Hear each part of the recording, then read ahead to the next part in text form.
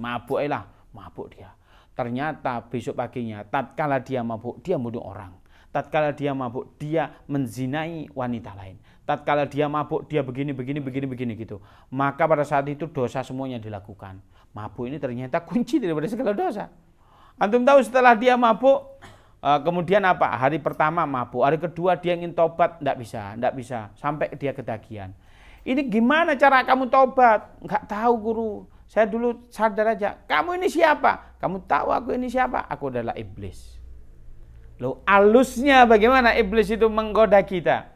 Kita ini sudah kayak saudara, bagus. Ada loh iblis dan le arek iku ojo percaya, model kok ngono kluntang-kluntung, duitmu dikemplang. Itu loh kita bisa enggak percaya sama saudara kita. Loh iya. Di antara kita saling curiga, itu iblis. Makanya kita sering-sering istighfar. Majelis ini kalau bisa dibuka ya membaca Ummul Quran. Kalau bisa dibaca dengan dua surat yaitu Muawwidzatain. Muawwidzatain 2 perlindungan yaitu Al-Falaq dengan An-Nas. Insya Allah majelis kita enak. Mau syura juga begitu dibacakan Muawwidzatain, dibacakan Alam Nas. Cek berkah rek. Biar apa? Hidup kita itu tidak ada saling curiga dan lain sebagainya. Oleh karena itu kalau sudah begitu aman. Taib. Iblis itu luar biasa. Iblis itu bisa menguasai kita. Kalau kita sudah terbiasa dikuasai, maka ibarat kata ada pintu di sini longgar. Maka kalau kita sudah dikuasai, maka mudah sekali iblis itu menguasai kita. Ada orang yang biasanya berot. You know the meaning of berot? Nah, ini lagi tren ini. Saya itu kemarin nanya itu sama pegawai saya, apa sih berot itu aslinya? Berot itu ada 2 katanya. Satu yang ajeb. Apa itu? Ada sonnya gede. 1 son itu nyewanya 2 juta. Bah, pelaur kata saya. Nyewa son 1. Padahal itu 1 truk. Waduh, namanya son horek gitu. Mahal pol. Sekali sewa itu bisa 30 juta. Iuran sak kampung per kakak itu 1 juta. Wih, hebat juga orang-orang ini kata saya. Kayak selawatan lah jos ini kata saya ini kan. Itu berot yang pertama. Berot yang kedua memang pakai budaya dan yang ada jinnya itu tidak boleh. Yang pakai jin. Kalau kita naik kuda-kudaan ya tidak masalah. Dulu kecil kita itu kan antum pakai gedebok pisang itu pakai gini kan tidak masalah, nggak ada jinnya. Kalau sudah melibatkan jin ini tidak boleh. Maka antum dikendalikan oleh jin. Kalau antum sudah pernah dikuasai oleh jin, maka ini kayak buka. Antum ngerti wong sing biasa berot itu kena gendingan deng langsung ndati. Ini karena apa? Sudah dikuasai. Begitu juga antum kalau interaksi dengan jin, mudah sekali antum dikuasai oleh setan. Bahkan Rasulullah itu mengatakan man ada arrafan summas alahu wa yatasaddaqu lam tuqbal sholatuhu arba'ina yauman. Siapa saja yang datang kepada dukun. Lu dukun itu apa? Melibatkan jin.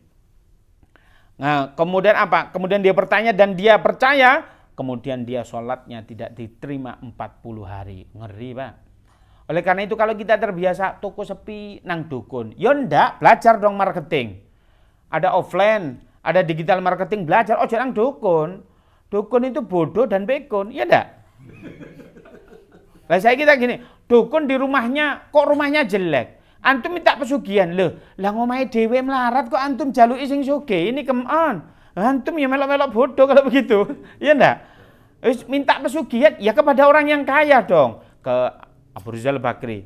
Pak, saya ingin bagaimana cara Anda kiat-kiat Anda berbisnis. Enggak apa-apa. Ada yang kaya belajar dong. Iya gitu ya. Oh, ahli keuangan. Tanya yang ahli keuangan. Ahli berbisnis tanya. Kok nanya ke dukun? Lah iki gak keliru kan begitu ya.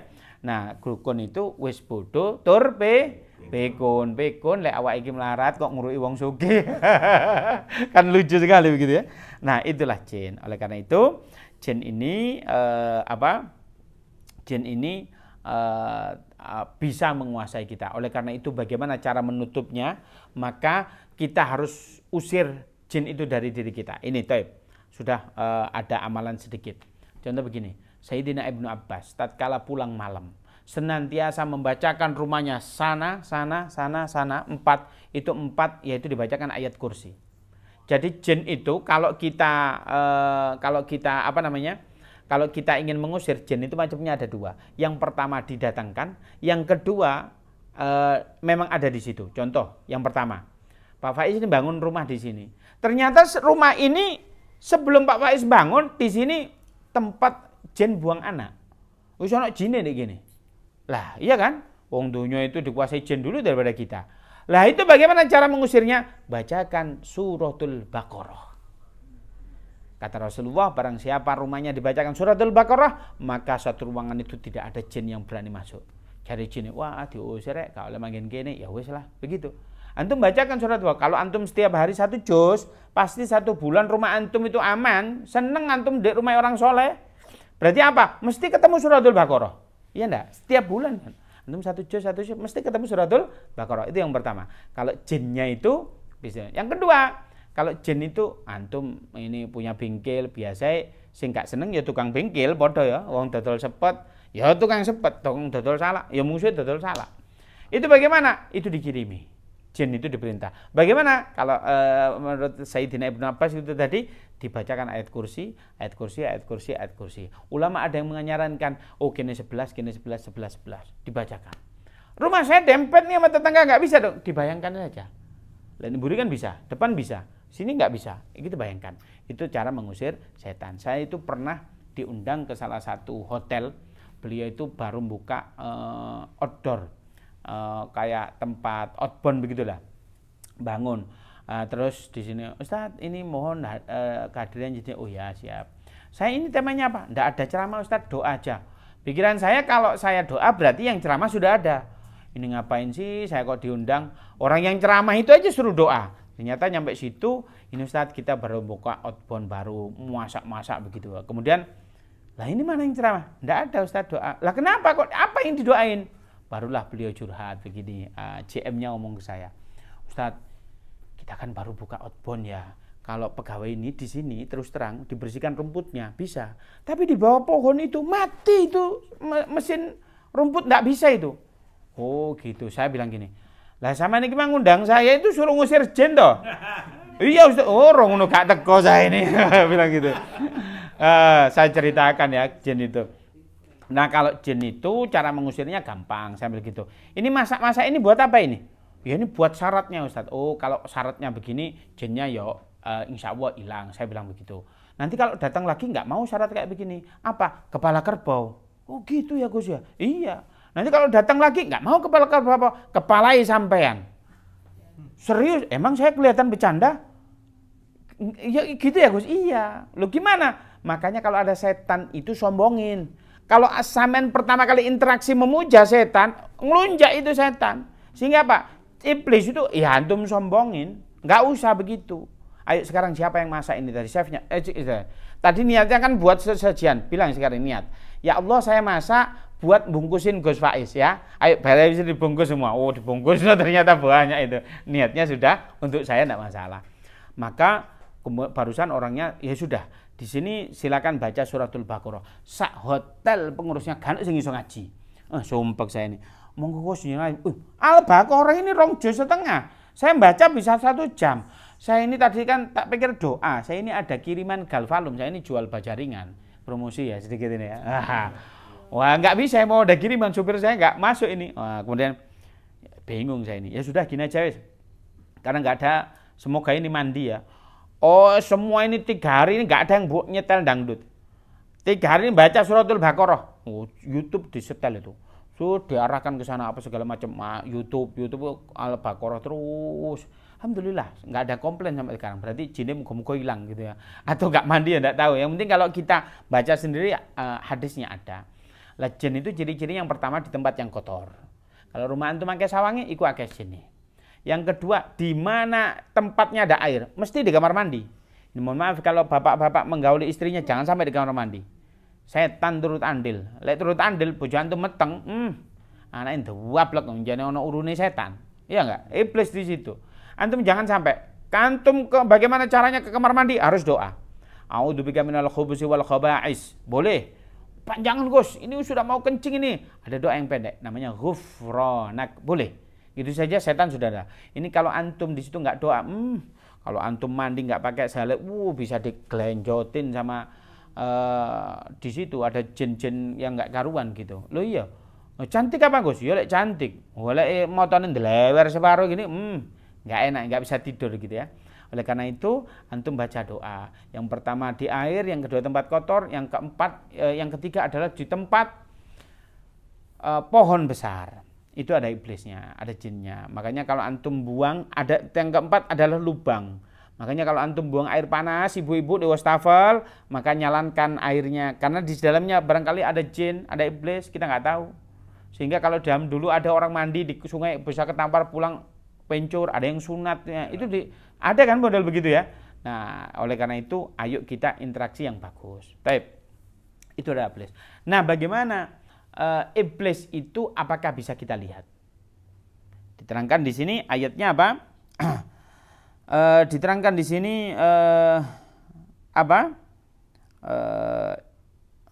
ya? Innahu yarakum huwa wa qabiluhu min haitsu la tarawnahum. Sungguhnya mereka itu bisa melihat kita, tapi kita tidak bisa melihat mereka. Oleh karena itu konsepnya berarti nggak ada di antara kita yang bisa melihat jin secara wujud aslinya, nggak bisa.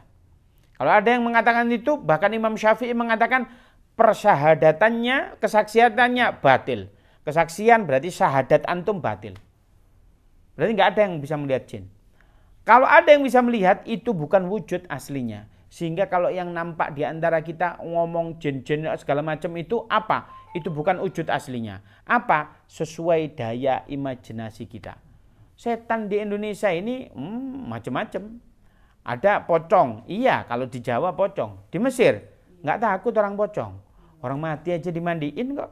Yang takut apa? Mumi, ya nggak? Kalau di Amerika, vampir. Di Cina, vampir yang lompat-lompat itu. Kalau pocong nggak mengerikan di sana begitu. Nah, di Indonesia itu saking lamanya dijajah oleh Belanda sehingga imajinasi aja nggak berani keren loh. Kenapa? Yuk, jelek-jelek semua. Coba, setan itu di Indonesia itu rata-rata difabel semua. Loh iya nggak? Suster? Nah, apa lagi? Wewe? Gombel. Gembel-gembel begitulah. Iya nggak? Pocong itu difabel nggak? Jalan nggak bisa loh, lompat-lompat loh. Itu ngayal aja ya, mbok yang keren gitu loh. Ini ndak. Makanya setan itu sesuai imajinasi kita. Itu bukan wujud aslinya. Kalau wujud aslinya kita tidak bisa melihat. Wallahu alam. Kalau ada yang bisa melihat, itu mungkin sesuai kehendak Allah. Dulu ada iblis setan itu di Masjid Nabawi. Setan itu kan ditugaskan terus sama bosnya itu. Ayo kalian semua digoda. Ada setan newbie baru KKN begitu ya, baru magang begitu ya. Itu nggak lihat-lihat di Masjid Nabawi ada Rasulullah. Rasulullah digoda. Ini setan nggak tahu diri, setan newbie baru digoda. Kemudian setan itu diginikan cek-cek-cek, dijadikan bola sampai dia panas kayak api begitu, ditaruh dicantolin di tiangnya Masjid Nabawi. Nah, pada saat itu besoknya pagi-pagi setannya itu dilihat sama anak kecil-kecil itu dipakai main bola. Kemudian Rasulullah melepaskan. Loh itu loh, Rasulullah bisa melihat. Tapi ada seseorang yang diizinkan oleh Allah, boleh. Tapi yang secara kaidah yang nggak diizinkan kita nggak tahu. Oleh karena itu, kalau nggak tahu jangan ngaku-ngaku tahu indigo atau indigo plus atau apa. Nggak ada. Kita nggak boleh meyakini bahwasanya kita bisa melihat jin. Kalau kita bisa melihat, maka itu bukan wujud aslinya. Sekarang saya tanya, kalau ada rumahnya orang meninggalnya dalam keadaan kebakaran, terus malam-malam kita ke situ, ada yang mengatakan tolong, itu rohnya atau jin? Jin. Oke ya, kita sudah membahas roh itu setelah mati pindahnya kemana? Ke barzah. Barzah itu maknanya adalah dinding tebal yang nggak mungkin tertembus. Enak bener kalau ada roh bisa jalan-jalan itu ya. Ke MOG, wah saya dulu belum pernah ke Singapura dulu lah jalan-jalan. Nggak bisa lah. Oleh karena itu ayolah, come on, kita ngaji dulu. Baik, itu tentang iblis. Ada yang ditanyakan? Baik. Oke, masih ada? Masih. Oke, lanjut. Ya. Mau nanya, ada iblis, ada setan. Nah, yang mau saya tanyakan, kalau iblis itu satu atau setan banyak ya? Atau iblis atau setan itu anaknya iblis itu gimana? Jadi iblis itu kakek buyutnya jin. Berarti yang pertama dulu diciptakan oleh Allah. Kemudian baranak pinak itu namanya jin, anak pinaknya. Kalau setan itu adalah sifat dari makhluk Allah yang bandel. Siapa saja? Ya nggak mesti jin. Minal jinnati wan nas. Jin sing dablek, jin manusia sing dablek itu setan. Makanya kita jangan sampai jadi setan. Antum ngakali konco itu setan gitu antum tuh ya. Nah, begitu. Jadi iblis itu cuma satu benernya. Wallahu alam. Dulu Allah menciptakan satu apa dua? Wallahu alam.